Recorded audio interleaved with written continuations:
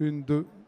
Bonjour à tous, approchez-vous s'il vous plaît, prenez place. La table ronde Max Havelaar va démarrer dans quelques instants. Nos invités sont arrivés, ils s'installent à la tribune. Approchez-vous, prenez place.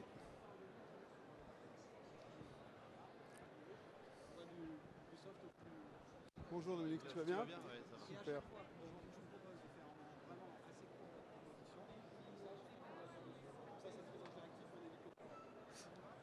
Approchez, approchez, installez-vous. La table ronde avec nos invités va commencer.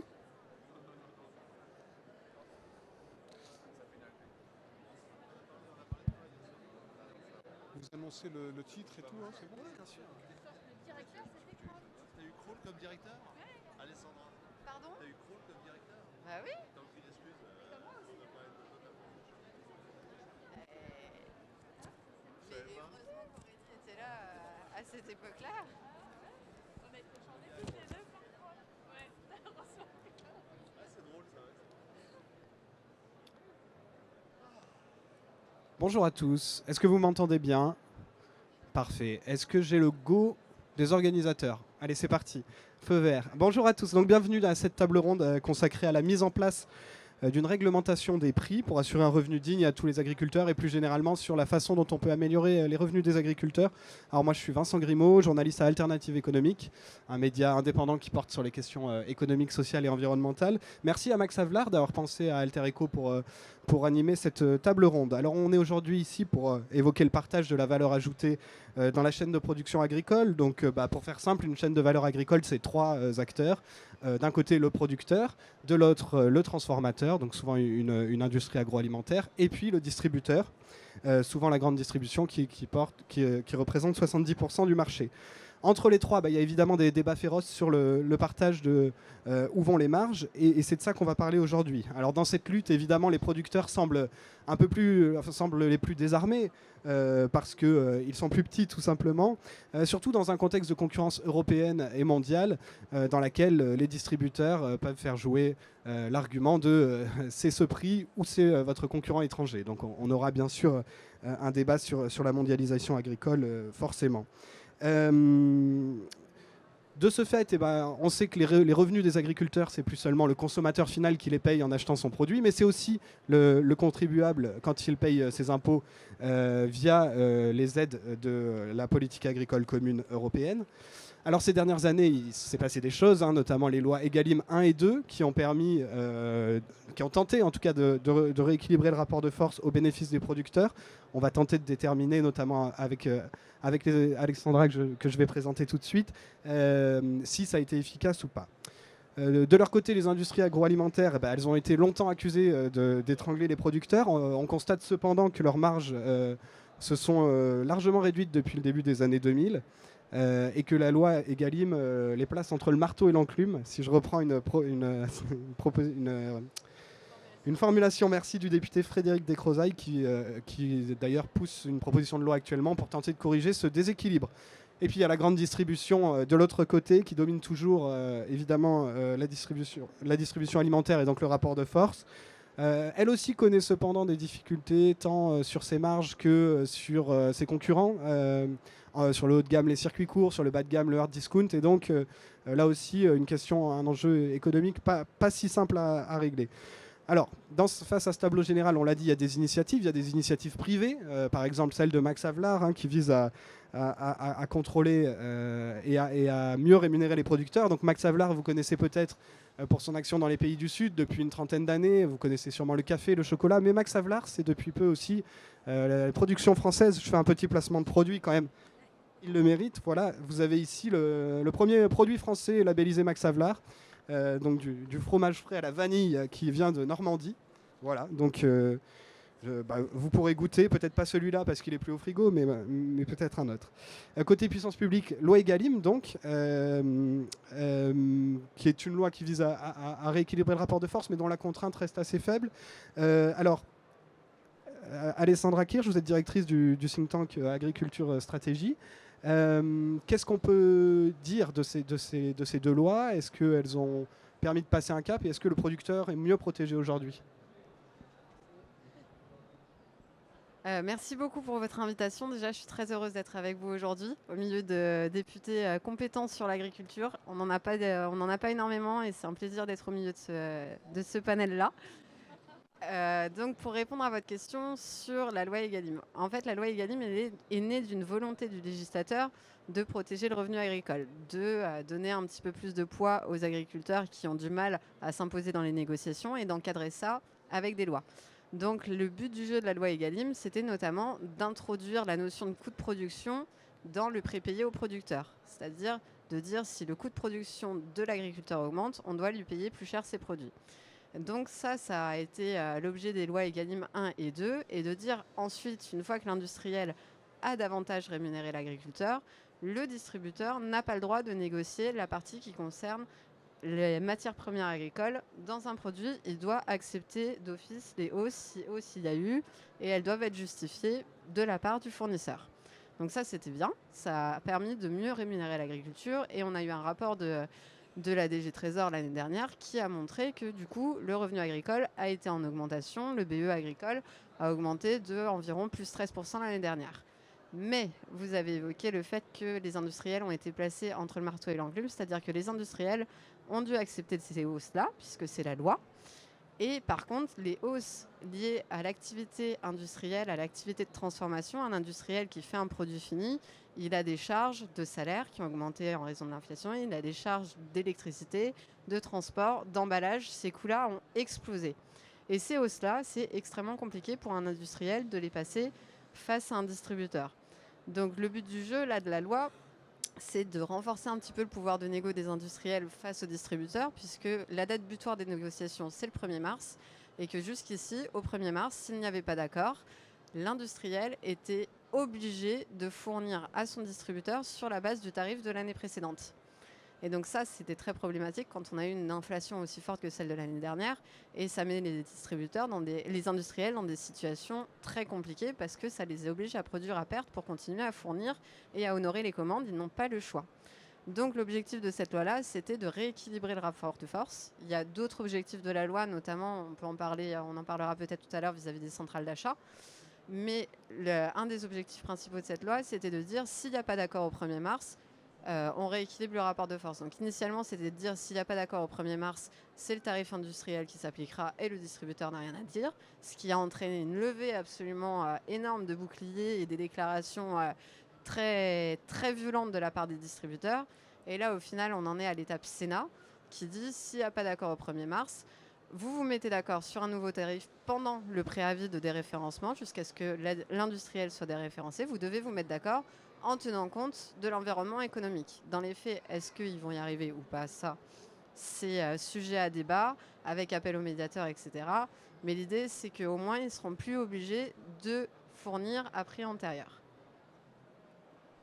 Merci beaucoup pour cette réponse courte. On va essayer à chaque fois de faire des réponses courtes de façon à ce que tout le monde puisse réagir sur chaque point et éviter le truc un peu classique avec des longues prises de parole puis des réponses ensuite. Julien Dive, est-ce que vous voulez réagir sur ce premier point sur Egalim et puis après on parlera de vos autres propositions? Bien, bonjour à tous. Merci pour l'invitation à participer à cette table ronde.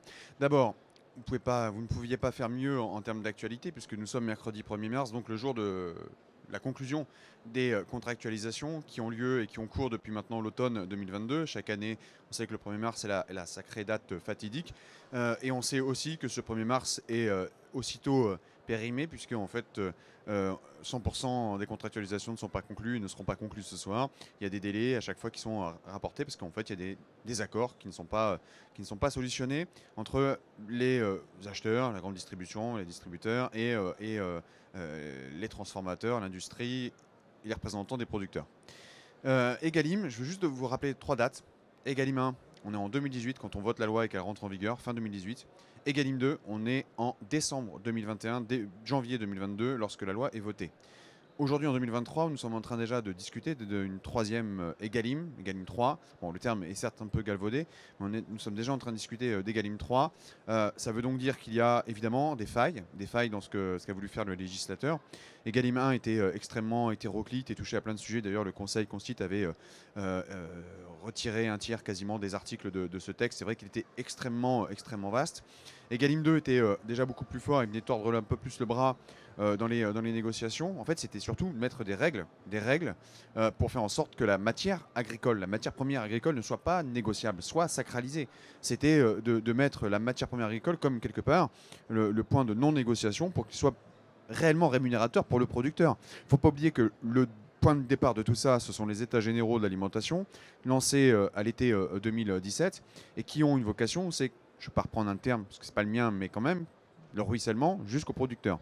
Ce ruissellement jusqu'au producteur, beaucoup ont dit qu'ils ne l'avaient pas vu, avec tous les dispositifs pourtant qui ont été développés dans Egalim, le SRP plus 10, la suppression des 3 R, la règle des 3 R qui était le rabais, ristourne et j'en oublie un, remise, rabais, ristourne, avec tout un panel d'outils qui permettait d'éviter justement de revenir sur la pression qui pouvait être exercée sur le producteur. Donc de remettre un peu de rapport et d'équilibre comme vous l'avez dit. Egalim 2 vient rajouter cela. Egalim 3, en fait, c'est la conséquence de l'année 2022. L'année 2022, on s'aperçoit que le point de négo, dans une activité économique, parce qu'il ne faut pas oublier qu'une activité agricole, c'est aussi une activité, et surtout une activité économique qui fait vivre le producteur lui-même, qui fait vivre les salariés qui l'embauchent, que dans cette activité économique, il y avait des charges variables qui ont explosé. Les coûts de production avec l'énergie, les coûts logistiques avec parfois l'emballage, le verre quand il y a recours au verre qui a explosé aussi. Tout ça a fait qu'il y a eu une nouvelle pression qui a été exercée, que certains n'ont pas voulu prendre en considération, les distributeurs en partie, et ce qui amène à cette fameuse loi des Crozailles. Alors, je dis, on l'appelle des Crozailles. J'ai été aussi un des initiateurs de ce texte puisque je l'avais déposé en octobre, ce qui m'a valu d'être ciblé au même titre que Frédéric Descrozailles par un certain grand distributeur. Donc tout ça fait que nous devons rester vigilants parce qu'en fait la loi fait beaucoup, elle ne peut pas tout faire. Là, elle ne peut pas tout faire. Il faut aussi que les producteurs puissent et soient en capacité de s'organiser entre eux pour créer eux aussi un vrai rapport de force dans les négos. La loi doit aussi vivre avec l'actualité. Et l'actualité, c'est, on le constate avec les cycles économiques. Vous connaissez bien le sujet alternative économique. Les cycles économiques. Et pour le coup, le cycle de l'année 2022 est assez fort. Merci beaucoup. Donc, je ne vous ai même pas présenté correctement. Donc, Julien Dive, vous êtes député Les Républicains de l'Aisne. Aurélie Trouvé ou Dominique Potier, est-ce que vous voulez réagir sur Egalim ou on n'est pas obligé de réagir tous sur tout, hein, c'est comme vous voulez. On va parler des autres sujets aussi, comme vous voulez. Dominique Potier, donc député PS de Meurthe-et-Moselle.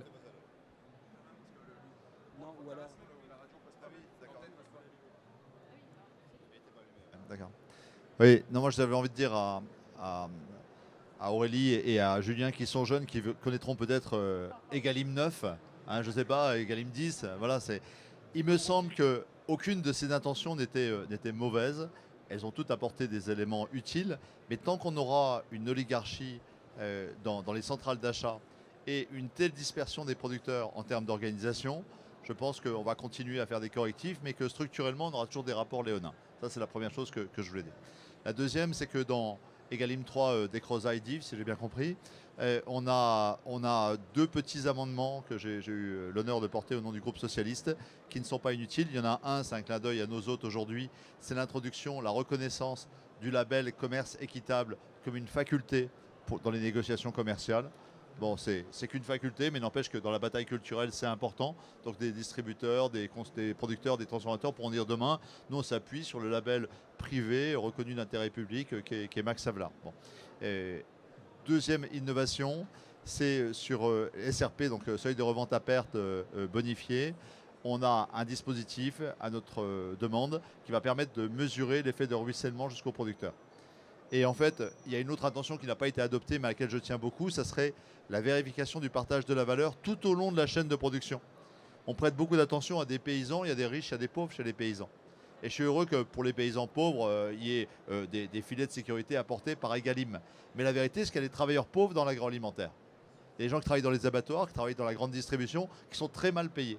Et pour moi, le vrai indice de partage de la valeur demain, et on a les moyens numériques de traçabilité de le faire demain si on veut, c'est qu'une question de volonté politique, c'est de dire ce produit, il est issu non seulement d'une négociation producteur-transformateur, mais d'une chaîne de production qui garantit non seulement la qualité organoleptique, bio, tout ce que vous voulez, écologique et tout, mais une juste rémunération de tous les travailleurs de la terre à toutes les échelles. Voilà. Aurélie Trouvé, députée de la France Insoumise de Seine-Saint-Denis. Ouais, comme ça, Et j'aurais- NUPES, n'est-ce pas? NUPES. Comme mon collègue Dominique Potier. Donc, je vais revenir sur les Egalim parce qu'il me semble quand même qu'il y a des enjeux. Tu parlais de la hausse de l'EBE, enfin voilà, de la hausse de l'excédent brut d'exploitation. Attention, parce que derrière, je voudrais voir tous les enjeux auxquels ne fait absolument pas face Egalim et les différentes lois Egalim depuis le départ, parce qu'on le voit aujourd'hui. Le BE, certes, augmente, il diminue pour la production porcine, il diminue pour les fruits et légumes. Il y a toujours les deux gros problèmes qui subsistent pour les revenus agricoles. Un, leur énorme volatilité, c'est-à-dire qu'on laisse les revenus et les prix fluctuer en fonction des cours internationaux. Et il n'y a aucune remise en cause de cela. Et Egalim ne répond pas aujourd'hui à cet enjeu de stabilisation des prix et des revenus. Et on le voit bien dans les courbes et sur le long terme, il n'y a pas de rupture par rapport à ça. Et puis, tu l'as dit, les inégalités. C'est-à-dire que le problème n'est pas tant la moyenne des revenus agricoles que les énormes inégalités, avec un taux de pauvreté qui est supérieur dans le secteur agricole aux autres secteurs économiques. Et ça, on ne le dit pas assez. Donc évidemment, ça amène à une sélection des exploitations progressivement et évidemment une remise en cause de l'agriculture familiale. Donc ça, c'est pour le... J'ai plus de papier. Mince. Ah oui, c'est toi qui me l'as... Ah bah... Enfin, ça, c'est le premier problème, mais il y a un deuxième... il y a un deuxième problème, c'est pourquoi le BE augmente aussi. Il augmente en partie aussi parce qu'il y a une inflation derrière, il faut quand même le rappeler. Il y a une inflation des prix alimentaires, dont ne profitent pas seulement les agriculteurs et loin de là. Et cette inflation des prix alimentaires, il faut en parler un petit peu quand même, parce qu'on a plus 15% sur un an. On a fait un rapport... parlementaire, d'ailleurs, qu'on a discuté en commission des affaires économiques et que je co-rapportais, qui montre qu'en fait, il y a quand même des conséquences derrière désastreuses. L'augmentation, évidemment, des personnes en insécurité alimentaire grave, les répercussions sur la qualité des aliments. C'est-à-dire qu'à un moment où on devrait augmenter le bio, le label, etc., en fait, c'est en train de diminuer. Vous savez que la somme des ventes en bio a diminué en 2022, qu'on diminue le rythme de conversion en bio, c'est-à-dire à l'inverse de tous les objectifs qu'on s'était fixés, parce que derrière aussi, les gens ont de moins en moins les moyens, alors parce qu'on importe aussi beaucoup de bio, mais aussi parce que les gens ont de moins en moins les moyens d'acheter du bio tout simplement. Hein. Donc voilà. Donc, et pour moi, Egalim ne répond pas à cela. Pourquoi? Et je finis là-dessus. Parce qu'au fond, je pense qu'il n'y a aucune remise en cause du problème de base qui est la dérégulation des marchés agricoles. À savoir qu'il n'y a pas, je crois que tu le disais Julien, c'est à un moment donné, comment on impose le fait qu'on paye tout agriculteur au niveau des coûts de production selon des prix rémunérateurs. Et je rappelle qu'il y a des exemples, à la fois en France, comme la filière du comté, même si elle n'est pas totalement généralisable, mais quand même, il y a des exemples d'interprofessions qui fonctionnent avec des cahiers des charges exigeants et une juste répartition de la valeur. Mais il y a aussi des exemples internationaux. Je pense au Canada sur la production laitière.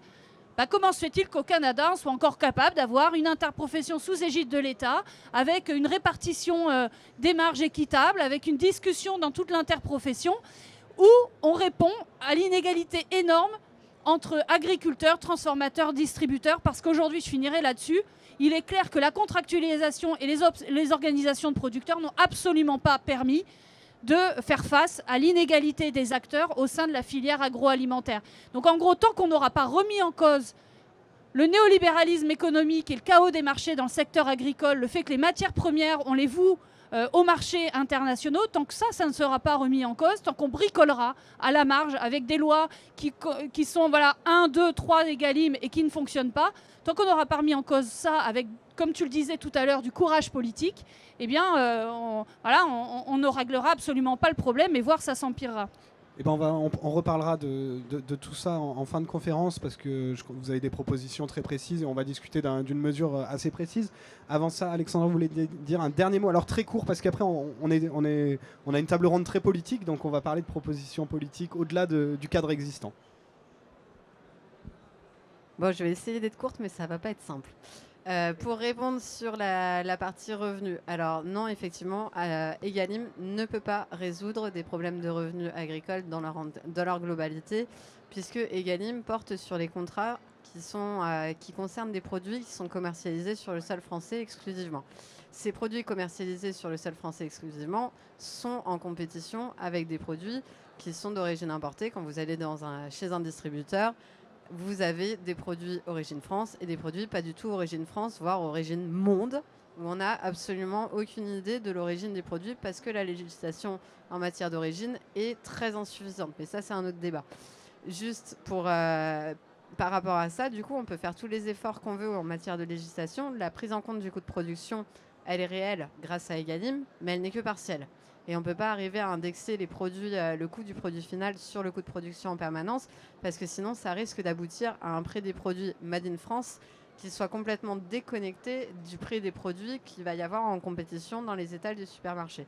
Mais là où je te rejoins, c'est qu'on a quand même un besoin absolu de régulation des marchés agricoles. Aujourd'hui, pour moi, ça relève plus du rôle de la PAC et de l'Union européenne que de ce que peut faire la France seule au sein d'un marché ouvert. Mais ça, on va développer plus tard. On reparlera évidemment de la PAC. On a tenu 28 minutes sans dire le mot, c'est pas mal. C'est assez impressionnant pour un débat sur l'agriculture. Mais on va y venir. Julien Dive, au-delà du cadre existant, qu'est-ce qu'il faut faire alors? Vous avez entendu Aurélie, vous êtes d'une famille politique qui est plus ouverte au libéralisme. Est-ce qu'il y a une exception? Est-ce qu'il faut une exception agricole? Et si oui, qu'est-ce qu'il faut faire? Déjà, elle a dit néolibéral, oui, c'est vrai, c'est juste de le préciser. Je pense que la question de l'alimentation ne se négocie pas. On est d'accord que c'est la santé d'abord et c'est la planète. C'est les deux sujets. C'est d'ailleurs pour ça que l'alimentation aujourd'hui reprend tout son sens dans l'esprit des Français, que la question de la souveraineté alimentaire est quand même érigée comme l'église au milieu du village ou l'école ou la mairie, comme certains diront, ce qui les arrange, mais que la souveraineté agricole et alimentaire est replacée au milieu du débat. Parce que c'est essentiel au regard des années qu'on vient de passer. C'est essentiel pour pouvoir maîtriser ce que l'on souhaite consommer. Ce que l'on souhaite consommer qui est le plus respectueux à la fois du revenu des producteurs, on vient d'en parler, mais qui est le plus respectueux aussi de la santé des consommateurs et ce qui est le plus respectueux de la planète. Mais en même temps, c'est aussi nous permettre, si on veut être respectueux de la planète, nous permettre aussi de produire, nous permettre d'exporter, ou tout du moins d'éviter d'importer. D'éviter d'importer des produits qu'on n'est plus capable de faire et qui se retrouve avec une empreinte carbone horrible parce qu'on importe de l'autre côté de l'Atlantique ou je ne sais quoi. Donc vous voyez, je ne suis pas un opposant à la question éventuellement sur le marché des biens alimentaires, dans la négociation. Je suis même au contraire plutôt protégé, ce qui ne veut pas dire pour autant remettre en cause le libéralisme. Ce n'est pas un sujet qui, à mon sens, est antinomique. Dominique Potier, il y a un aspect qu'on n'a pas évoqué et qui vous tient à cœur, celui du foncier. En quoi il peut permettre de changer la donne sur le plan du rapport de force entre dont vous parliez tout à l'heure? On a évoqué les régulations des marchés avec des visions plus ou moins protectionnistes, plus ou moins ouvertes. Moi, je suis plutôt un régulateur. Je ne suis pas contre les échanges mondiaux, mais j'ai une formule. Il faut échanger juste ce qu'il faut et l'échanger à des prix justes. Et le prix juste, c'est l'accès. J'aime bien Julien quand il dit santé de la planète, santé des sols, santé des hommes. C'est une seule santé. C'est une révolution culturelle. Aujourd'hui, on pense la santé en même temps dans celle des communs écologiques, des sols, de l'air, de l'eau, en même temps que la santé des hommes. Donc pour ça, il faut des régulations. Il faut échanger juste ce qu'il faut et l'échanger de façon juste. Une des possibilités qui est ouverte aujourd'hui dans le commerce international, c'est la question des clauses miroirs. Et on en parlait hier, mais je vais laisser Alessandra en parler, c'est que ces clauses miroirs aujourd'hui, c'est au mieux une bataille culturelle portée par la Fédération nationale bovine et une ONG, reprise par la classe politique, portée par le président de la République pendant la présidence française, mais elle n'a aucun atterrissage juridique. Mais je laisserai Alessandra développer ça. En gros, il y a un chapitre, si on veut sortir l'agriculture des impasses où elle est, malgré la hausse des prix qui est conjoncturelle aujourd'hui, il y a la menace climatique et la menace des marchés.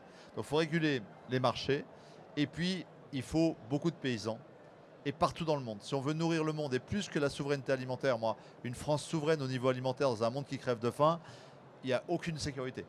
Donc je plaide plutôt pour une sécurité collective, partenariale, une souveraineté solidaire ou une sécurité collective au niveau alimentaire. De cette idée de souveraineté alimentaire nationale, entre nous, c'est un peu démago, quoi. C'est quand on sera souverain, et alors? Si de l'autre côté de la Méditerranée, il y a des millions de paysans dans l'Afrique subsaharienne qui voient leur rendement du mil baisser de 20%, eh bien ça veut dire un désordre sur le plan humain qui est insupportable, mais sur le plan géopolitique, c'est une bombe. Donc on ne sera pas en sécurité dans une souveraineté alimentaire française. On doit travailler à des sécurités collectives. Et pour ça, il faut des paysans partout. Il faut des paysans partout sur toutes les terres. Et c'est une question de sécurité alimentaire. Il faut des paysans partout. Toutes les études, celles de l'IDRI, celles de l'INRAE, celles portées par le CIRAD, par l'AFD, toutes convergent. C'est Agrimonde. Elles disent toutes les terres du monde doivent être cultivées et on aura besoin de tous les paysans du monde. C'est la formule d'Edgar Pisani. On aura besoin de tous les paysans du monde. Et en France, si on atterrit dans notre petite France ici, au Salon de l'Agriculture à Paris, qui se pense toujours le centre du monde, eh bien, on a un paysan sur deux qui va partir en retraite, en gros, dans la décennie qui vient. Si on ne les remplace pas, le territoire va s'appauvrir économiquement, socialement et écologiquement. On va s'appauvrir. Si on renouvelle les générations, on peut créer de la valeur ajoutée. Et pour ça, il y a un instrument qui est certes la régulation des marchés, internationale, européenne et nationale, mais il y a un autre instrument qui s'appelle le partage de la terre. Le partage de la terre, c'est des instruments qui existent depuis l'après-guerre. Ils sont aujourd'hui victimes d'un coup de libéralisme sur lequel je trouve que ni le gouvernement ni la société civile ne sont à la hauteur. Donc c'est le moment d'un triple courage, je le disais ce matin au moment de la commission des affaires économiques, c'est le courage de la société civile. Et je salue le leader des jeunes agriculteurs qui vient d'apporter des renforts à ce propos à cet instant. Merci Julien. Mais il y a d'autres forces syndicales qui peuvent s'agréger et tous ensemble, si les paysans le veulent, si les parlementaires le veulent, on peut donner le courage aux ministres et au président de la République de faire cette réforme foncière, sans laquelle il n'y aura pas de renouvellement de génération. Et s'il n'y a pas de renouvellement de génération, la sécurité alimentaire, le partage de la valeur, l'agroécologie, on oublie. Tout le reste, c'est de la littérature. Alors on va essayer de nous amuser dans cette loi sur plein de choses, sur les lycées agricoles, le niveau de l'aide à l'installation, etc.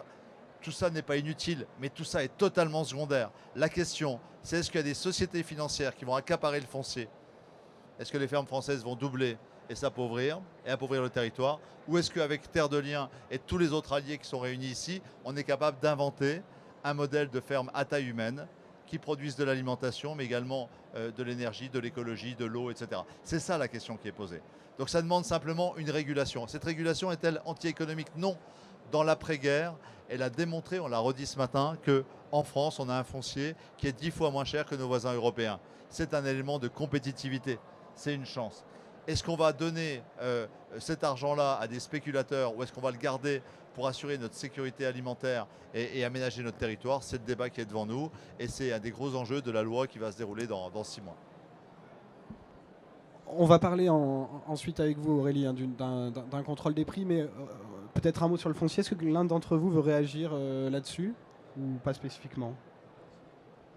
Je suis plutôt en phase avec Dominique, même si on a des points de désaccord parfois, sur les questions agricoles, on arrive très souvent à être d'accord sur la question du foncier si on veut vraiment réussir l'installation de nos agriculteurs et de la génération qui arrive, notamment de celles et ceux qui ne viennent pas du monde agricole, parce qu'en fait, il y a celles et ceux qui sont issus du monde agricole directement parce que les parents sont agriculteurs eux-mêmes ou très liés au monde agricole. Je ne vais pas dire que c'est facile, c'est un peu plus facile que ceux qui sont déjà dans une carrière autre, totalement déliée de la question agricole, qui souhaitent y aller parce que c'est leur passion. Si on veut leur faciliter l'accès, il faut qu'il y ait des vrais accompagnements justes, éviter, comme le dit Dominique, que des ingérences étrangères, économiques, d'entreprises, de grands groupes ou de grands capitaines d'industrie, je ne citerai pas de nom parce que je l'ai fait ce matin en commission des affaires économiques, viennent placer leurs intérêts dans des GFA, acheter des parts de société, parce que c'est une manière détournée aussi de ne pas passer par les affaires, et de fait de pouvoir un peu, comme on peut le faire dans une opération boursière, aux actions ou autres, parce qu'on a senti un bon filon, tiens, la souveraineté alimentaire c'est à la mode, tiens, pourquoi pas dégager des marges de profit, investir là-dedans. Moi j'avais été marqué il y a quelques années en arrière, j'avais mené une mission parlementaire avec quelques députés, on avait fait un déplacement dans le Bordelais, et quand on m'avait présenté, fait quelques vignobles, il y avait un vignoble qui était 100% bio, qui s'était affranchi de tous les phytos, etc. Super, bel exemple, on y va. Et quand je suis arrivé devant le domaine, la personne qui nous a présenté le domaine, c'était en 2019 je crois, la personne qui nous a présenté le domaine était l'ancien propriétaire du domaine. Et aujourd'hui il n'était plus que le chef d'exploitation du domaine. Et il y avait un petit drapeau qui flottait, et ce drapeau était rouge avec des étoiles jaunes, et c'était une puissance étrangère qui avait racheté toute l'exploitation. Il m'avait expliqué que le domaine avait été racheté par une entreprise, non pas par l'État, mais par l'entreprise. Et le domaine représentait 2% du business de l'entreprise. Je ne veux pas qu'on retrouve ça dans l'ensemble de l'agriculture française. Aurélie Trouvé, foncier, non. Si, Contrôle mais- des prix, non, mais non, je- pas d'obligation, mais- aucune obligation. Non, mais par ailleurs, moi, je le dis, j'espère, et je compte sur tous mes collègues et ensemble, que la question du foncier sera vraiment dans la loi d'orientation agricole, ce dont je doute fortement. Voilà. Non, mais oui, mais tu sais bien, peut-on se dire que ce n'est pas une majorité, mais une minorité présidentielle, et que dès lors qu'il y a... Ouais, bah oui. Non, mais je dis... Julien, je te rappelle que voilà, nous pouvons aussi faire en sorte voilà, qu'il y ait réellement la question du foncier dans la LOA, ce qui manifestement pour l'instant n'est pas le cas. Ça, c'est la première chose. Deuxième chose, sur la question de la transmission et de l'installation, qui est un grand sujet de la LOA, je rappelle aussi une chose, c'est quand même que le gros problème aujourd'hui de la transmission, c'est que ce sont des exploitations dont la taille est de plus en plus importante. Et donc se pose aussi une question qui est celui du plafonnement des aides, par exemple. C'est-à-dire qu'à un moment, quels sont nos outils pour faire en sorte de favoriser les petites et les moyennes exploitations. Pour ça, il faudrait que l'Assemblée nationale ait la main sur la distribution quand même des 8 milliards d'euros d'aides de la PAC, sur lesquels aujourd'hui nous n'avons pas notre mot à dire, ce qui est quand même un énorme problème de mon point de vue démocratique. Ça, c'est l'introduction. Voilà. Ensuite, j'en arrive à la question de la régulation des prix, parce qu'il est vrai, Egalim concerne la France. Mais justement, comme nous, on est députés de l'Assemblée nationale, c'est que peut-on faire ? Et déjà, qu'est-ce qu'on peut reprocher au gouvernement français vis-à-vis de l'Europe ? Parce que tu as raison, la régulation des marchés se fait d'abord et avant tout au niveau européen. Mais déjà, il faudrait que la France ait le courage, justement, d'être fermement opposée à tous les accords de libre-échange. Et aujourd'hui, leur multiplication pose la question, ouvre encore la concurrence davantage. Je rappelle qu'il y a un accord avec la Nouvelle-Zélande qui s'applique là incessamment sous peu, qui va énormément fragiliser les éleveurs. On ne peut pas dire que la France y est quand même fortement opposée, loin de là. Donc ne disons pas... on a aujourd'hui un gouvernement qui est pro-accord de libre-échange, globalement. Et c'est quand même un des gros problèmes aujourd'hui pour l'agriculture et l'élevage français. Ensuite, sur la question des clauses miroirs, on pourrait d'ores et déjà avoir le courage en France de dire on n'importe pas un certain nombre de produits agricoles qui ne respectent pas un certain nombre de normes sanitaires et environnementales.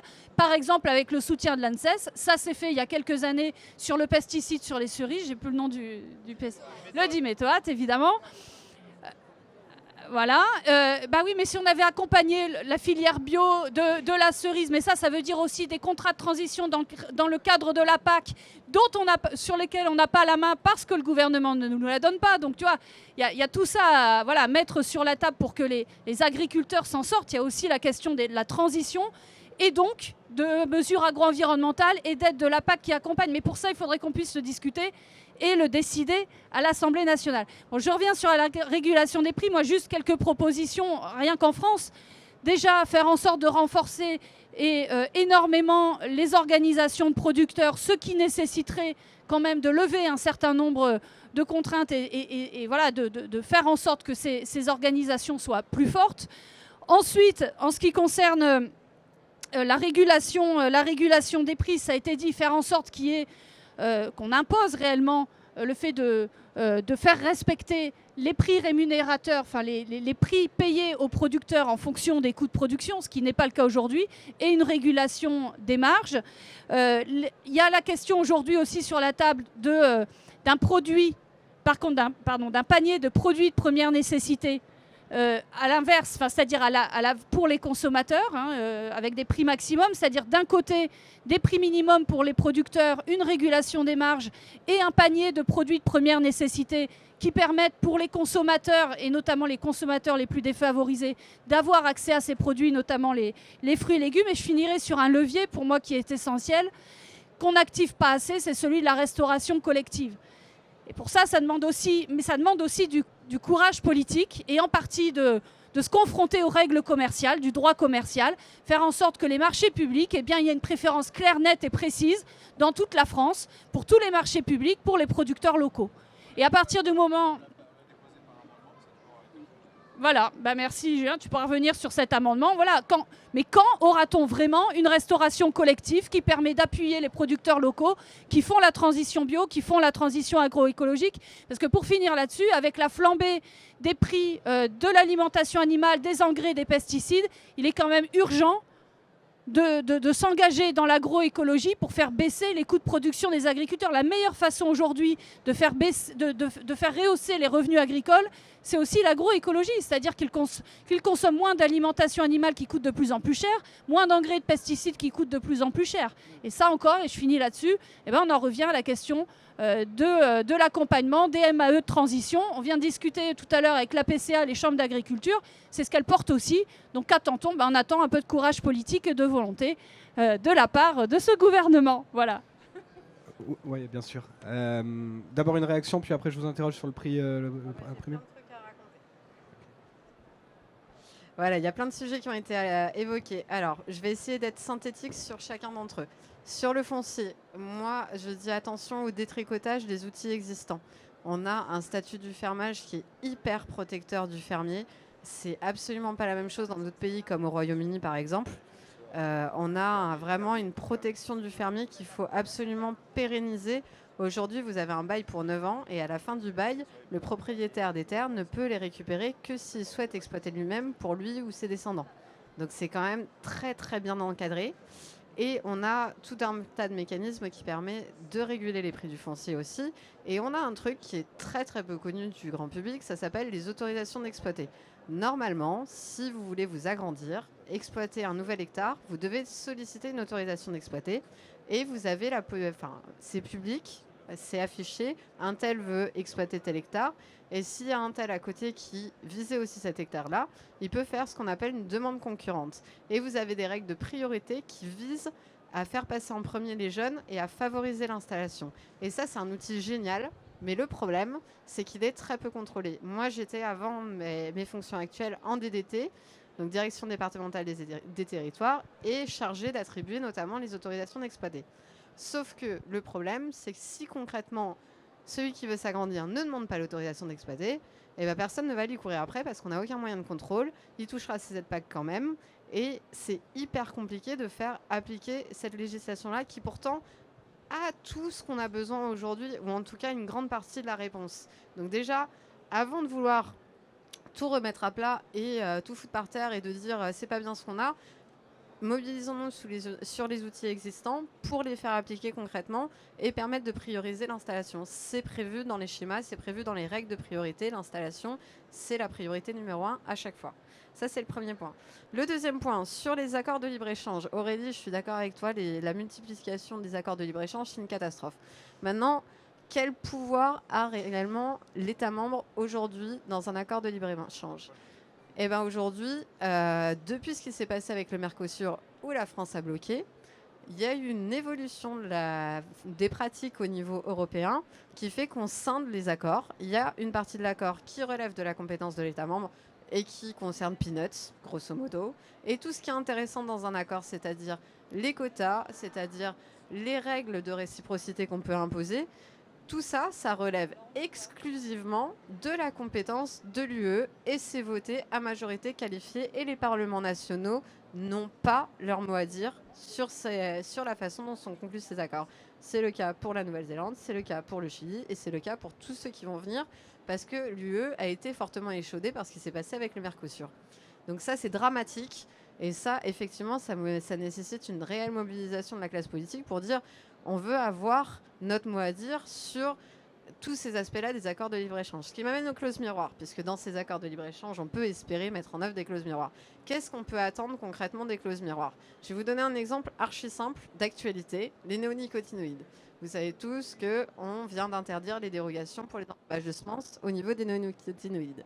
En parallèle, alléluia, la Commission a annoncé très fièrement qu'elle a imposé ses premières clauses miroirs de façon unilatérale et que désormais sont interdits de rentrer dans l'UE les produits qui ont été traités à partir de néonicotinoïdes. Il en existe 5, on en flèche 2, c'est déjà mieux que rien. Mais quand vous prenez les enrobages de semences, votre produit final, le sucre, n'a pas forcément un résidu de néonicotinoïdes mesurable, voire non, on n'en a pas du tout, c'est raffiné.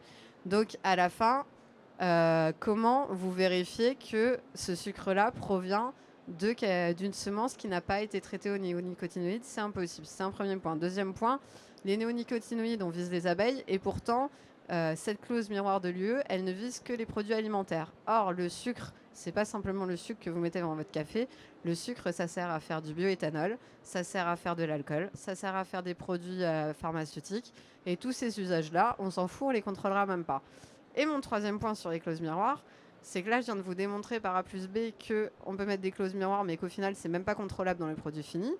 Mais déjà, ce qui est contrôlable au travers du produit fini via les limites maximales de résidus, qui existent déjà pour un certain nombre de produits, on les contrôle même pas.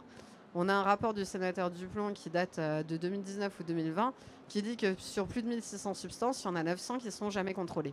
Donc c'est bien beau d'envisager des clauses miroirs.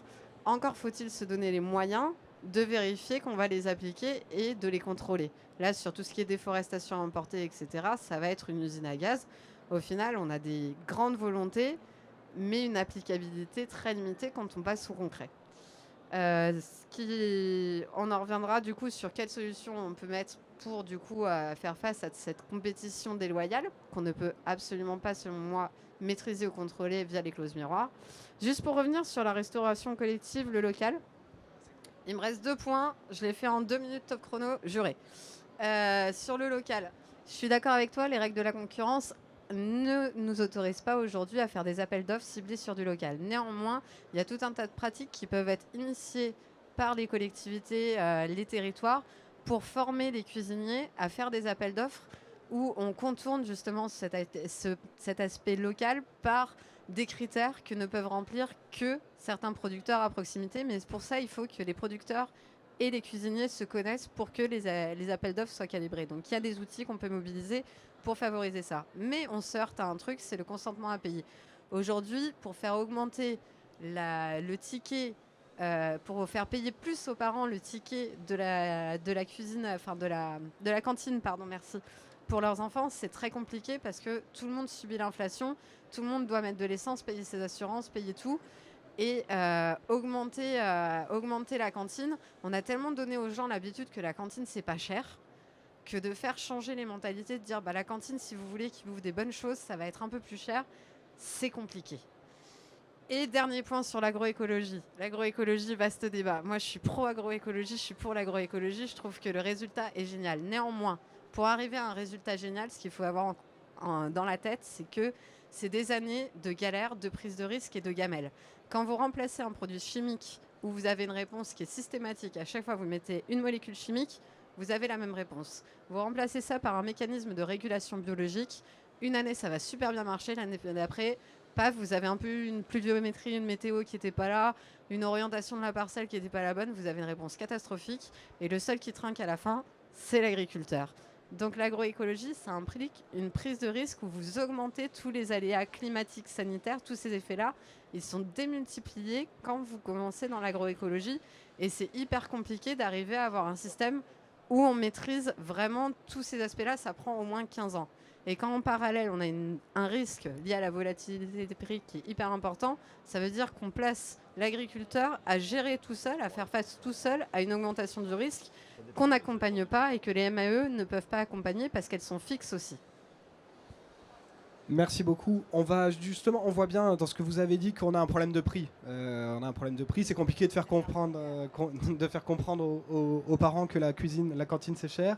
On a eu beaucoup de publicité, de communication sur le fait que ça ne coûte pas plus cher de bien manger.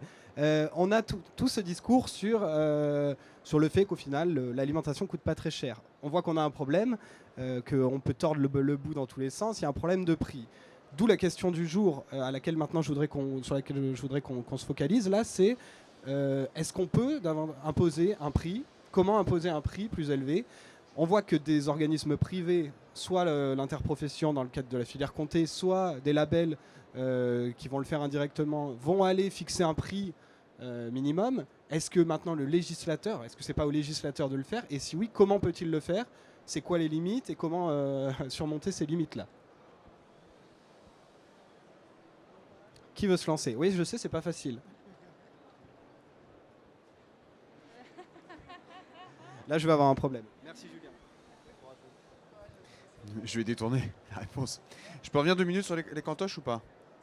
Sur la cantine. Sur la cantine, il y a déjà quand même une évolution dans la loi. La loi Egalim, il faut quand même le rappeler, parce qu'on peut traiter les défauts de la loi Egalim, il y a aussi quelques atouts de cette loi Egalim. L'un des atouts, c'était aussi de revenir dans la restauration collective à des produits locaux ou bio, qui permet aussi de faire tourner les producteurs locaux. Enfin, il ne faut pas l'oublier. Et donc, ce n'est pas une manière de contourner les marchés publics, c'est une manière surtout de flécher l'approvisionnement vers des producteurs locaux. Il y a des outils, vous avez raison, il y a plein d'outils qui existent. Il y a des outils formidables qu'on n'est pas capable de solliciter. Ça s'appelle les PAT. Les PAT dans notre territoire, ça commence à émerger, c'est bien, il y en a quelques centaines.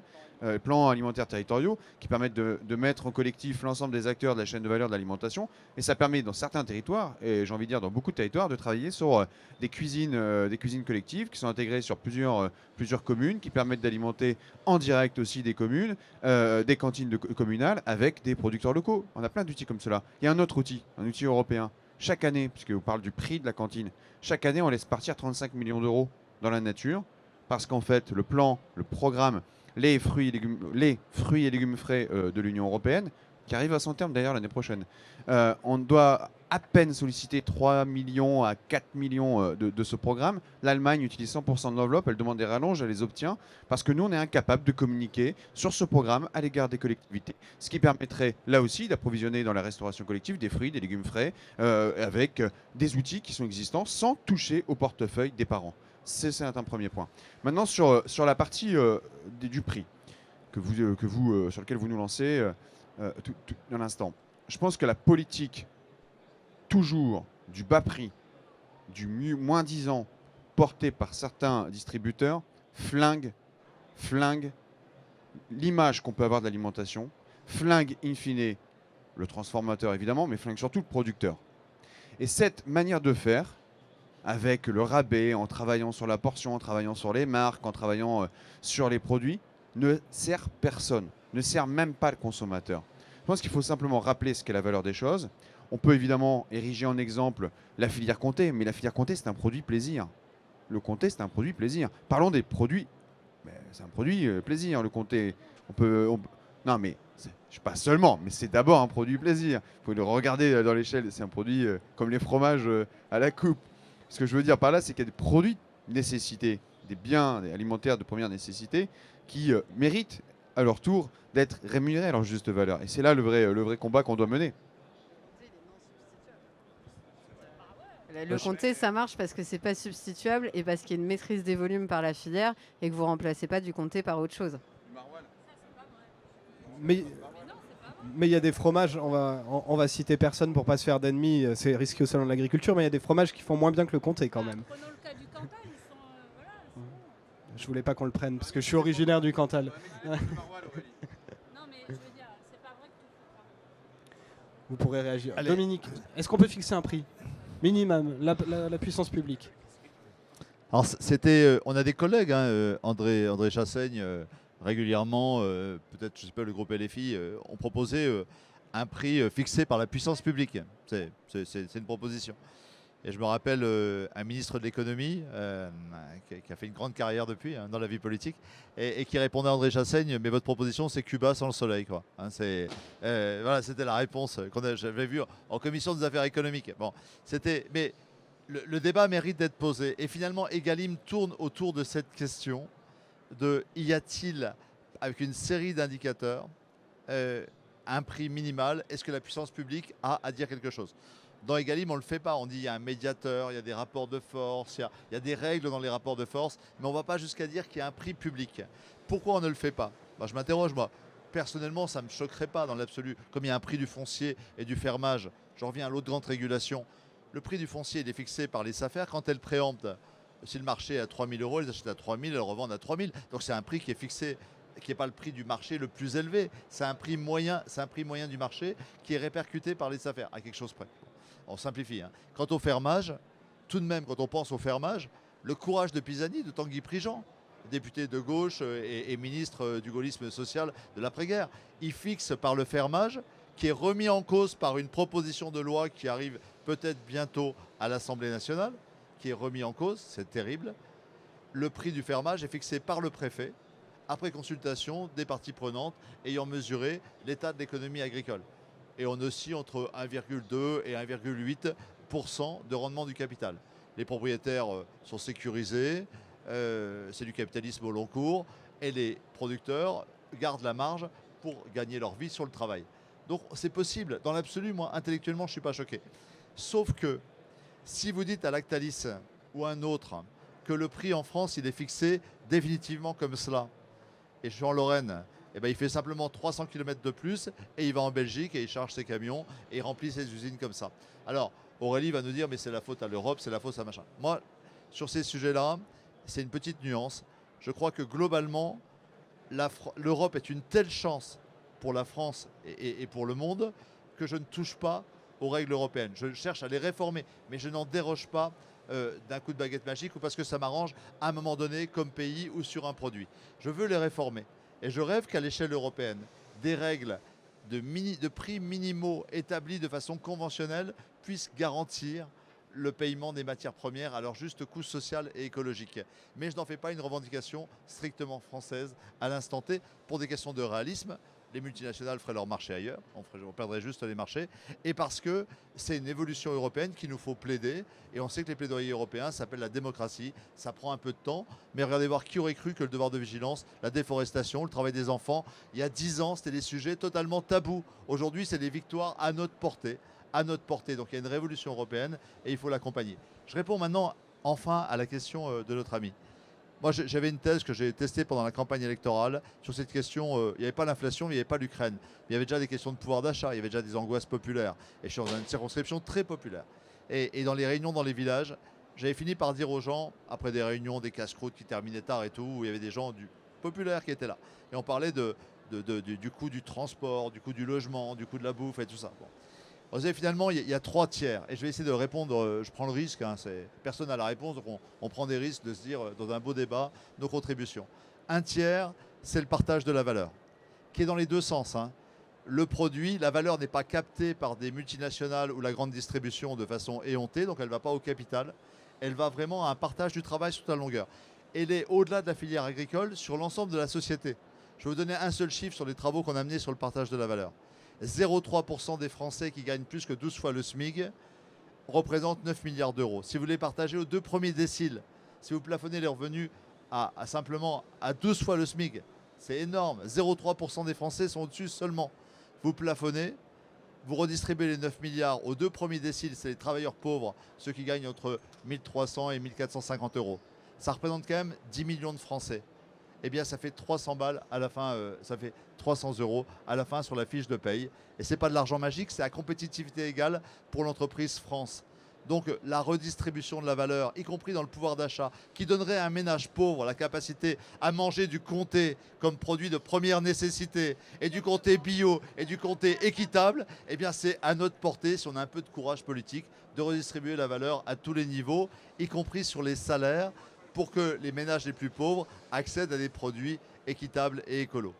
Enfin, deuxième tiers, c'est la question des changements de système. Moi, je ne suis pas conservateur à dire que les paysans doivent continuer comme avant et que ce qu'ils font, c'est bien, et que les transformateurs font comme il faut et que c'est bien. Il y a des innovations de système. Dans peu de temps, l'agence bio et Max Havelaar, on va rencontrer une école d'ingénieurs qui fait de la recherche dans l'agroalimentaire. Il y a peut-être des nouveaux process, il y a peut-être des manières de gagner de l'argent dans l'emballage, dans le transport, dans 1000 choses, dans 1000 manières de faire. Moi, je crois à l'innovation. Je ne suis pas à dire il y a des acquis, il faut défendre les acquis, etc. On peut innover. Nos anciens ont été capables de faire des gains de productivité et d'efficacité extraordinaires. Peut-être qu'entre un mélange de changement de système, et pour changer les systèmes, chère Alessandra, il ne faut pas 15 ans, entre 3 et 5 ans, même le pire des systèmes, il peut... enfin, je parle un peu d'expérience aussi. Je pense qu'en 3 ou 5 ans, on peut changer... oui, on sait changer des systèmes plus rapidement qu'en 15 ans, et heureusement. Bon. En tout cas, les changements de système, les changements de process industriels, les changements de stratégie commerciale peuvent produire des économies. Ce n'est pas tabou que de dire qu'on peut faire des économies par la performance économique d'innovation de système. Et pas seulement les biotech, l'innovation de système. Il faut faire de la recherche et avancer là-dedans. Et puis un troisième tiers, c'est la révolution culturelle. Il faut qu'on accepte de moins consommer de conneries pour aller à l'essentiel. C'est-à-dire qu'en consommant, on soigne notre santé et celle de la planète. Voilà. Donc c'est les 3 tiers, les voilà. Aurélie, Dominique a évoqué la principale limite quand on pense à un système de contrôle des prix, c'est l'Europe et c'est le monde. Qu'est-ce qu'on fait alors? Non mais tu dis, ce serait Cuba sous le soleil d'avoir des prix, oui, oui, alors, pardon, Macron dit ça. Mais enfin, je rappelle que jusque dans les années 90, on avait des prix garantis avec des quotas de production sur certaines productions, prix garantis par l'Europe, des interprofessions qui fixaient des prix indicatifs pour toute l'interprofession. Enfin, voilà. Et en fait, je veux pas dire, mais l'exception dans l'histoire, elle n'est pas celle jusque dans les années 90, elle est celle à partir des années 90. La dérégulation des marchés dans le secteur agricole est une exception dans l'histoire. Et c'est l'idéologie néolibérale qui nous a emportés là-dedans et qui est une erreur, qui est une impasse, qui fait qu'on se retrouve aujourd'hui avec cette situation, une flambée des prix alimentaires, mais plein d'agriculteurs qui ne touchent toujours pas assez et qui ont toujours des revenus et des prix qui font ça. Enfin, on marche sur la tête. C'est-à-dire que tant qu'on acceptera ce chaos des marchés, tant qu'on ne remettra pas en cause cela, eh bien je ne vois pas comment on pourra s'en sortir. On bricolera, comme les lois Egalim. Et donc, la question de l'Union européenne, peut-être, alors je ne sais pas si c'est une question de terme ou pas, réformer, changer ce que tu veux. Moi, je pense qu'à un moment donné, eh bien oui, il faut peut-être avoir le courage de se dire que quand une règle européenne empêche de répondre au bien-être général, empêche de répondre aux immenses défis écologiques et sociaux, eh bien, il faut savoir taper du poing sur la table et dire nous voulons faire autrement. Et donc, il y a bien une nécessité pour moi, si on veut avoir des prix rémunérateurs dans le secteur agricole de manière systématique, avec l'État qui fixe des prix, avec des grandes conférences qu'on pourrait faire avec les interprofessions et fixer des prix chaque année, minimum, ce que je pense qu'il faudrait, ce que nous pensons qu'il faudrait faire à l'AFI, voire je pense à la NUPES. Voilà, je pense que là, on sera obligé de déroger aux règles européennes. Voilà. Et c'est pareil sur les accords de libre-échange. Bon, même si l'État, l'État français, s'il disait non à tel accord, il n'y aurait pas d'accord. En réalité, c'est pas vrai de dire que la France n'a plus son mot à dire sur les accords de libre-échange. C'est pas vrai. Voilà. Aujourd'hui, si le gouvernement français dit « je ne veux pas de cet accord à venir avec telle région du monde », cet accord, il aura, je peux vous dire, quand même beaucoup de difficultés à se faire, quoi. Voilà. Juste revenir sur quelques petits éléments sur la resto collective. C'est pas vrai, là aussi, que parce qu'on utilise des produits bio, locaux, labellisés, c'est plus cher. La preuve, je vais vous dire, autant je faisais de la recherche, on avait fait toute une comparaison sur les caisses d'école parisiennes. Eh bien, voyez-vous, le coût le moins cher, c'était le 5e arrondissement. Et bien vous savez quoi, le 5e arrondissement, la caisse des écoles, elle a une politique historique de produits quasiment 100% bio, locaux, etc. C'était le moins cher, le prix du repas. Pourquoi? Parce qu'ils économisent sur les intermédiaires, il n'y a pas les profits de la Sogérès, etc. Pourquoi? Parce qu'ils ont remunicipalisé la cantine, d'abord, d'une, donc évidemment, il y a moins les profits des intermédiaires. De deux, ils font des efforts sur l'emballage, etc. Ils font plus de végétariens. Et quand il y a de la viande, elle est très bonne qualité. Enfin, voilà. Et donc, ça donne des prix qui sont aujourd'hui, en général, inférieurs à des cantines et des caisses d'école qui ne sont pas dans cette démarche-là. Donc moi, je m'inscris en faux. Je pense que ce n'est pas vrai qu'on a forcément des repas plus chers. Quand on fait du bio, du local, du labellisé, ça dépend de la transition que l'on réalise de manière... et le gaspillage, évidemment, et le travail sur le gaspillage. Pour finir là-dessus, oui, il y a plein d'outils, mais ils ne fonctionnent pas. Donc, qu'est-ce qu'on fait aujourd'hui? Et en réalité, il faut se le dire aussi, les cantines, elles coûtent de plus en plus cher. C'est vrai que le bio coûte particulièrement aux cantines et aux collectivités territoriales. Mais j'ai envie de dire, il faut aussi donner les moyens aux collectivités territoriales. Moi, nous sommes pour qu'il y ait un grand plan aussi de soutien aux collectivités territoriales, conditionné, qui s'appuie sur une transition des cantines et de la restauration collective. Et là, ça fait un énorme levier pour les producteurs agricoles et pour les produits labellisés, puisqu'on en revient évidemment à tout le travail que fait Max Havelaar là-dessus et qui est absolument essentiel. Évidemment, nous sommes d'abord admiratifs et nous soutenons évidemment tout ce travail que vous réalisez là-dessus. Alessandra, vous êtes la seule qui n'a pas réagi sur cette question. Vous êtes un think tank régulationniste, vous me disiez tout à l'heure. Est-ce que cette régulation peut aller jusqu'à la fixation d'un prix selon vous? Et peut-être, je sais que vous vouliez qu'on dise un mot de la PAC, on peut peut-être enchaîner, puisque c'est une façon aussi d'intervenir sur les prix, bien entendu. On pense en effet que la PAC a un rôle énorme à jouer sur la rémunération des agriculteurs et que la façon dont aujourd'hui les aides de la PAC sont distribuées n'est pas bonne.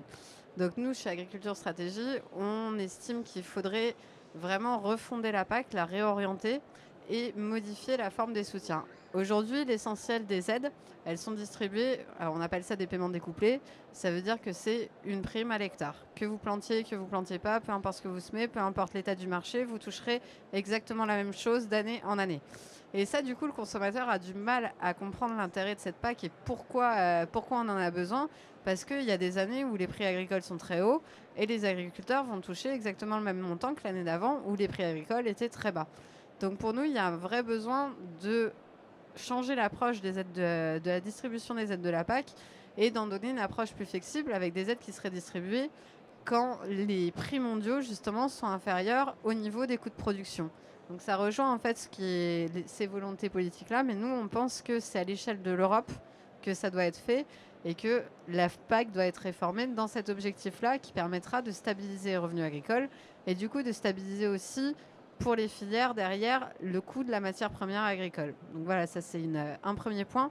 Et d'autre part, quand on évoque les collectivités, etc., au final, en économie, c'est de la stimulation de la demande. Ça veut dire qu'on veut augmenter la demande pour nos produits locaux. Et on estime que ça aussi, ça pourrait être fait à l'échelle européenne, avec la mise en place d'une aide alimentaire à l'échelle européenne qui serait fléchée exclusivement sur des produits d'origine intra-européenne, du début à la fin, pour du coup rendre artificiellement compétitifs ces produits-là. Si on a une aide alimentaire qui est fléchée sur ces produits-là, et bien du coup, même s'ils peuvent être un petit peu plus chers que des produits d'origine importée, étant donné qu'il y a l'aide alimentaire qui peut venir combler ce delta, on les rendra artificiellement compétitifs. Et pour nous, c'est une méthode qui sera bien plus efficace que des clauses miroirs. Donc nous, on a sorti tout un tas de propositions pour changer la façon dont les aides de la PAC sont distribuées. Vous pouvez la retrouver, je fais un petit peu de pub, désolé au passage, sur notre site, où on explique dans le détail comment tous ces mécanismes-là pourraient être mis en œuvre pour arriver à cette stabilisation des prix agricoles et contrer la volatilité des prix mondiaux qu'on observe de plus en plus et en effet qui pénalise les revenus depuis l'arrêt des prix garantis en 92. Alors qui doit payer la note du repas, le consommateur ou le contribuable? J'ai répondu par les 3 tiers tout à l'heure. Mais ce que je voudrais dire, c'est que si on veut être au-delà des incantations, dans des instruments très pratiques, le gouvernement l'admet. Il n'a pas utilisé toutes les facultés que lui donnait l'Union européenne dans le cadre de la politique agricole commune pour armer des organisations de producteurs capables de gérer les volumes, donc une partie des prix, parce que tu négocies pas les volumes si tu négocies pas les prix si tu négocies pas les volumes, et d'autre part d'engager les transitions attendues. Moi je le dis, Julien connaît mieux le sujet de la betterave par ton enracinement que moi, mais pour avoir vécu l'interdiction de 2016 des néonicotinoïdes et avoir analysé avec Éric Andrieux, député européen, les mécanismes de libéralisation de la betterave, dans un marché dérégulé, où le prix de la betterave et du sucre a été divisé par 2, les producteurs étaient moins à même de faire face à la crise de la jaunisse qu'ils ne l'étaient auparavant avec les prix où était payée la betterave. Ça, c'est la première chose. Deuxièmement, s'ils avaient eu une organisation de producteurs capable de gérer les volumes et de négocier les prix, ils auraient pu également, parce que l'Europe le permet, engager un programme de transition agroécologique pour apporter les 7 méthodes décrites par l'INRAE, l'ACTA et tous les instituts techniques du monde qui disent qu'en quelques années, on peut maîtriser la jaunisse de la betterave sans néonicotinoïdes, à condition d'engager des changements systémiques sur la filière et sur le territoire. Donc moi je le dis, l'Europe, ce n'est pas le problème, c'est une partie de la solution, si on la joue pleinement. Et la France, paradoxalement, n'a pas choisi la voie maximale des régulations permises par l'Europe en matière d'organisation de producteurs et de soutien aux filières, y compris dans des évolutions de produits et de défis sanitaires comme ceux que j'ai décrits. Donc moi j'appelle à plus d'Europe en la matière et on l'a dit au ministre, il l'admet lui-même, le climat était pas là, on a raté cette PAC. C'est pas de la faute à Marc Fesneau, ça s'est fait avant. On a raté cette PAC, on perd 5 ans dans une décennie critique. On aurait pu armer des territoires et des filières pour engager une transition écologique. Et là, moi je suis persuadé, la transition écologique, il y a beaucoup de maisons ici, vous faites quelques centaines de mètres, qui vont vous dire que c'est un coût, des coûts. Moi je suis persuadé qu'à la fin, c'est des économies d'intrants. Vous savez qu'aujourd'hui, au prix du gaz russe, au prix du gaz tout court, le kilo d'ammonitrate ou d'urée a flambé. et que ce coût, non seulement il a un coût écologique, puisque le protoxyde d'azote, c'est le grand rendez-vous du défi du changement climatique, ça va être le protoxyde d'azote, plus que le méthane, d'après les scientifiques aujourd'hui. Et d'autre part, son coût va devenir exorbitant à cause du coût du pétrole et du gaz. Donc, engager une transition qui nous affranchisse de la dépendance à l'azote, c'est un enjeu capital, comme pour les phytos. Ce n'est pas la résistance à garder des phytos, c'est l'engagement à sortir de ces dépendances pour faire des économies dans la durée. Donc moi je crois que, encore une fois, l'Europe est un instrument pour la France d'organiser des filières, des producteurs pour une agriculture plus performante, non pas uniquement par les prix, mais par l'économie d'intrants. L'autonomie fourragère, l'affranchissement des pesticides et de l'azote, c'est de la performance économique. Oui, peut-être pour poursuivre ce qui a été dit, est-ce que c'est le consommateur, le contribuable qui doit payer? Moi, je suis persuadée que si on va véritablement vers un système, de régulation publique des marchés avec des régulations de marge et de prix rémunérateurs pour les producteurs, et deux, une véritable soutien à l'agroécologie, en réalité, ça va coûter moins cher. C'est-à-dire, d'abord parce qu'on va, par la régulation des prix et des marges, on réduit aussi les marges d'un certain nombre de très grandes entreprises de la transformation et de la distribution. Ça, c'est la première chose. Je rappelle quand même que les marges, une petite parenthèse, l'Inspection générale des finances, le gouvernement s'est saisi d'un rapport en disant « Regardez, sur un an, les marges ont diminué. En réalité, nous, on a refait les calculs sur 2 ans. Quand vous prenez 2 ans, les marges ont augmenté sur les 2 ans, les 2 dernières années. Donc, ce que je veux dire, c'est que les marges moyennes de la grande transformation, de la grande distribution ont augmenté pendant ces 2 ans, pendant que l'inflation des prix alimentaires grandissait. Donc, on va y gagner parce qu'on va réduire les marges d'un certain nombre de très grandes entreprises et qui, du coup, distribuent des profits de plus en plus importants. Deuxièmement, on va y gagner parce qu'on va faire diminuer effectivement les coûts sociaux et environnementaux.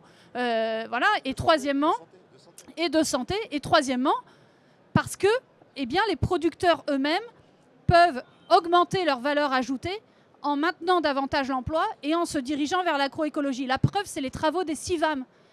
Les travaux des CIVAM montrent bien en élevage comme en grande culture que quand on a une véritable transition agroécologique qui passe par exemple en culture, une très grande diversité des rotations longues sur 5, sur 10 ans. Voilà, pas comme on fait aujourd'hui avec le blé colza orge, ou encore pire, le maïs sur maïs pendant 30 ans. Quand on fait des véritables rotations culturales, quand on change le système d'élevage, quand on va vers l'autonomie fourragère, vers le couplage non pas maïs-soja, mais vers de l'herbe et des céréales, d'autres types de céréales, quand on fait toutes ces transitions-là, quand on remet de la complémentarité élevage-culture au sein des exploitations, alors on peut augmenter la valeur ajoutée des exploitations, en maintenant mieux l'emploi, en préservant mieux l'environnement. Donc c'est pas vrai que c'est un système qui coûte cher. Et par ailleurs, je le rappelle aussi, depuis 15 ans, quand vous prenez l'ensemble des soutiens agricoles et quand vous comprenez les exonérations sociales et fiscales qui n'ont fait qu'augmenter depuis 15 ans, les soutiens agricoles, directs et indirects, sont la même chose qu'il y a 15 ans. Donc c'est pas vrai qu'on a diminué le soutien à l'agriculture, simplement, ce soutien-là ne convient pas. Et il faut redistribuer, il est mal alloué, je ne dis pas qu'il faut le diminuer, il est mal alloué. Donc aujourd'hui, on a des soutiens qui ne permettent pas ce qu'Edgar Pisani appelait de ses voeux. C'est quand même un ministre, je finirai là-dessus, on a quand même un ministre qui a fait les lois productivistes de 60 et 62 et qui 40 ans, 50 ans après dit « mais vous êtes dans l'impasse, il faut refaire la même chose mais dans une toute autre orientation en faisant face aux défis écologiques et sociaux ». Et il appelle toutes les autorités publiques à dire maintenant faites la même chose qu'après la Seconde Guerre mondiale, mais dans le sens de l'agroécologie et dans le sens de l'agriculture autonome et économe. Et on en est incapable. On a un gouvernement qui est totalement enferré dans le néolibéralisme économique et dans le productivisme. Mais qui est dans une impasse totale, faute d'imagination et faute d'idéologie dont il n'arrive pas à sortir. Et donc, on va dans le mur. Et Edgar Pisani le disait avant le décès, il disait on va dans le mur. Voilà. Et aujourd'hui, je suis désolée, il n'y a aucune réorientation qui est faite. Et moi, ça m'inquiète beaucoup. Et je pense que oui, ça demande non pas des changements marginaux, même pas des changements marginaux, ça va demander une rupture. Une rupture avec le néolibéralisme économique. Et oui, il va falloir se fader la question de l'Union européenne parce qu'on a une Union européenne à 27. La France est un grand pays européen dans le cadre de l'Union européenne, mais oui, il va falloir taper du poing sur la table. Et oui, peut-être faudra-t-il ne pas respecter certaines règles si on veut pouvoir mettre en place cette grande réorientation Voilà, cette grande réorientation à la fois des aides et cette grande re-régulation des marchés agricoles.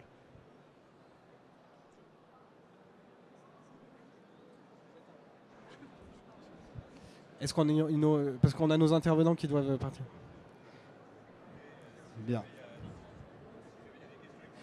Est-ce que... Alors, on va pouvoir prendre une question et puis après, nos intervenants vont devoir y aller. Ouais, allez. Bonjour, Justin Collard de la France Agricole. Vous n'avez pas parlé du Rémunérascore. L'expérimentation doit être lancée pendant 5 ans. Que pensez-vous de cet affichage qui pourrait du coup s'accoler par exemple à Max Havelaar Fairtrade pour indiquer, du coup, si tout le monde ne connaît pas, le coût de production pour les producteurs pour l'afficher sur les produits alimentaires? Je vais vous répondre comme ça, après je peux filer parce que c'est vrai que j'ai des rendez-vous. Je vais vous répondre et avant de vous répondre, je voudrais quand même répondre à ce qu'a dit Dominique tout à l'heure. Je ne peux pas laisser passer le fait de dire que les betteraviers n'ont pas pu lutter contre la jaunisse de la betterave parce que c'était la fin des quotas betteraviers, c'est pas vrai. La fin des quotas betteraviers c'était pour toute l'Europe. La surtransposition de normes c'est franco-français. Donc après l'accompagnement de nos betteraviers doit se faire aussi avec des moyens. Le temps de la recherche c'est du fric, mais c'est pas que du fric, c'est aussi du temps. Aurélie le sait très bien, elle a bossé à l'INRAE, j'ai bossé dans la recherche dans l'industrie automobile. Il faut du temps et ce temps s'anticipe. Maintenant je vais répondre à votre question sur le Rémunérascore. Je vais répondre parce que j'ai déposé l'amendement. Quand on a fait la loi Egalim 2, c'est moi qui ai poussé l'amendement avec une filière, qui est la filière bovine, qui avait noué un accord avec un distributeur qui était prêt à s'engager pour faire en sorte que sur ces produits alimentaires soit indiqué ce Rémunérascore. On l'avait fait passer, alors pas aussi important que le Rémunérascore obligatoire, on était sur une expérimentation pour la filière bovine. Ça avait été accepté et adopté à l'Assemblée nationale donc l'an dernier. Et moi j'y suis extrêmement favorable. Alors attention avec tous ces scores, parce qu'en fait le problème des affichages, des informations, c'est qu'à la fin le consommateur, qui devrait être d'ailleurs un consommateur, c'est pas un mauvais jeu de mots, c'est qu'en fait il faut aussi responsabiliser le consommateur dans sa démarche. Le consommateur soit pas perdu par tous ces indicateurs, par tous ces indices, mais je crois que c'est un bon outil. Ce qu'il faut généraliser, c'est à poser dans le débat. En tout cas, c'est un bon outil qui mérite d'être utilisé dès lors qu'on peut le faire. Peut-être dans le cadre de labels, peut-être dans le cas de certains circuits de distribution, mais j'y crois. Là-dessus, est-ce que quelqu'un d'autre veut Moi, réagir? je veux bien. Juste un point là-dessus, sur le Rémunérascore, moi je suis pas contre. Mais avant d'aller dans des affichages supplémentaires, je pense qu'un travail sur l'affichage de l'origine des matières premières agricoles dans le produit, ce serait déjà très très bien si on avait un décret, une expérimentation française qui a été remise en question par Lactalis, et Lactalis a eu gain de cause et a annulé cette expérimentation française qui permettait d'afficher l'origine du lait dans les produits transformés. Depuis ce décret-là, la viande, le lait, on ne peut plus les afficher, c'est interdit. Et ça, pour moi, c'est hyper problématique. On parle d'un Rémunérascore, on n'est même pas capable de regarder, d'avoir une information claire sur l'origine du produit dans un produit transformé. C'est quand même sacrément embêtant. On a eu des très bonnes initiatives parlementaires qui ont permis de rendre obligatoire l'affichage de l'origine des viandes dans la restauration hors domicile. Ça, c'est pareil. Le nombre de restos où je vais et où c'est pas affiché, c'est encore des outils où il faut arriver à faire appliquer la réglementation existante et faire évoluer la réglementation en matière d'affichage de l'origine avant d'aller encore plus loin sur un Rémunérascore. Mais à mon sens, la priorité, c'est déjà de savoir d'où ça vient. Si déjà c'est français, c'est pas si mal. Oui, j'avais juste une remarque, Blaise Desbordes de Max Havelaar France. On entend dans cette table ronde que ça va être difficile d'imposer un prix obligatoire dans la loi, ok. On entend également, et vous avez sans doute raison, monsieur le député, que c'est difficile de rajouter des claims sur les produits, etc., etc.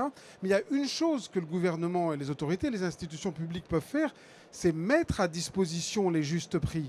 C'est faire confiance à la société civile, aux journalistes, aux chercheurs, à toutes les dynamiques associatives en disant voilà, ça le prix qui serait juste normalement, et allez-y, allez vérifier, challenger les marques, demander. Et puis Élise Lucet, elle va s'en charger, d'aller voir les entreprises et de leur dire écoutez, l'Institut national a dit que le prix c'était ça, dans votre biscuit cookies, vous ne le respectez pas, qu'avez-vous à nous dire? Et cette dynamique de la société civile, elle peut faire beaucoup là où les pouvoirs publics parfois ne peuvent pas intervenir. L'outil existe, c'est l'Observatoire de l'information des marges et des prix, des prix et des marges qu'il faut peut-être renforcer. D'ailleurs, on avait essayé déjà dans le débat d'Egalim 1 d'en faire un outil comme indicateur pour la construction du prix, reversé ensuite aux producteurs. Donc il y a les moyens, il faut peut-être leur donner un peu plus de poids, je suis d'accord. Et de visibilité, d'accord. Moi, je ne suis pas favorable. Ouais. Je ne suis pas favorable au Remunascore. Je l'avais critiqué à l'époque, donc je vais assumer. Ce qu'il nous faut, c'est sur l'ensemble de la chaîne de la valeur, je l'ai déjà dit, savoir si tout le monde est payé dignement. Ah, c'est ça qui est important. C'est pas uniquement le paysan. Si entre le paysan et le consommateur, il y a des gens qui sont traités, vraiment maltraités, moi ça ne m'intéresse pas d'acheter un produit uniquement bien payé au producteur. Il faut arrêter la démagogie pro-producteur. Je le dis au salon de l'agriculture. Il y a des paysans qui vivent bien et tant mieux, quoi. Je veux dire, par contre, il y a des ouvriers agricoles, des ouvriers de l'agroalimentaire qui sont maltraités aujourd'hui en termes de salaire, de conditions de vie. Les gens qui transportent les carcasses, qui travaillent de nuit dans la logistique. Donc moi ce qui m'intéresse, c'est comment une filière et sur un bien alimentaire, on porte un juste partage de la valeur. Et puis, plutôt que le Remunascore, moi je vous fais une proposition très simple, elle n'est pas démago parce qu'on est ici, mais quand même, le label commerce équitable. Bon, on en fait un instrument de référence pour le commerce. Est-ce que ça peut devenir l'économie sociale, l'économie de référence de l'ensemble de l'économie? Est-ce que le commerce équitable peut devenir le commerce de référence de l'ensemble du commerce? Moi je dis que oui. Voilà. Et pour ça, simplement, il faut pousser les feux sur ces labels. Et à côté des régulations internationales sur le foncier, sur tout ce qu'on a évoqué, européenne et nationale, il faut que la société civile, accompagnée par l'État, mette en œuvre massivement ces labels pour qu'ils deviennent le juste commerce et le commerce le plus partagé dans notre pays. Après ce mot sympathique pour l'organisateur, que je remercie aussi, je vous propose de conclure. Merci à tous pour votre attention et merci à nos invités, bien sûr.